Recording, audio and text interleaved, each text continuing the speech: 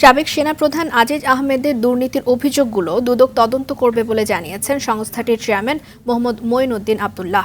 এদিকে আইন নিজের গতিতে চলবে জানিয়ে সাবেক সেনাপ্রধান আজিজ এবং পুলিশ প্রধান বেনজিরের দুর্নীতির অভিযোগের বিষয়ে প্রধানমন্ত্রীর বেসরকারি শিল্প ও বিনিয়োগ বিষয়ক উপদেষ্টা সালমান এফ রহমান বলেছেন, তাদেরকে কোনো রকম সুরক্ষা দেবে না সরকার। বিস্তারিত জানাচ্ছেন নাজিফ ফরাজি। সময়টা ভালো যাচ্ছে না সাবেক সেনাপ্রধান জেনারেল অবসরপ্রাপ্ত আজিজ আহমেদের।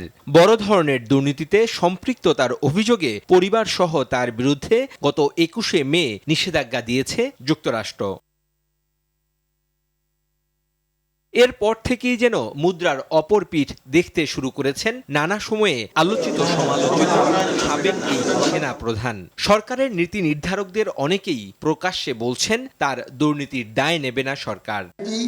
কোন আর সাবেক সেনাপ্রধান আমাদের দেশের প্রচলিত আইনে অন্যায় যে করবে তাকে শাস্তির কাছে সমর্পণ করা। জেনারেল আজিজের বিরুদ্ধে ওঠা দুর্নীতির অভিযোগ অনুসন্ধানের আবেদন করেছেন সুপ্রিম কোর্টের আইনজীবী সালাহ উদ্দিন রিগান। দুদক চেয়ারম্যান জানান, অভিযোগগুলো এড়িয়ে যাওয়ার সুযোগ নেই। একজন সেনাপ্রধানের বিরুদ্ধে যখন এ ধরনের অভিযোগ আসে, তখন দেশের প্রতি এবং আমাদের দেশপ্রেমিক সেনাবাহিনীর প্রতি এবং দেশের ভাবমূর্তি সবই ক্ষুণ্ণ হয়। দুদকের শিডিউলভুক্ত যদি কোনো অপরাধের অভিযোগ থাকে, তাই দুদকে তো ওটা আমাদের নেওয়া ছাড়া তো বিকল্প কিছু নাই।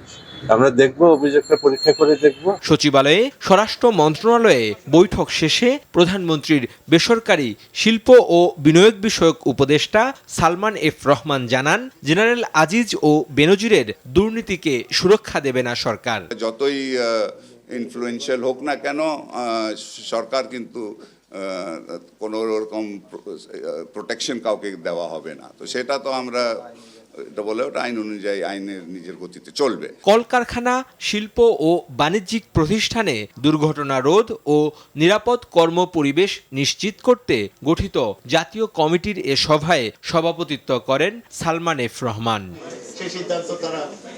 নাজিফ ফরাজি, RTV, ঢাকা।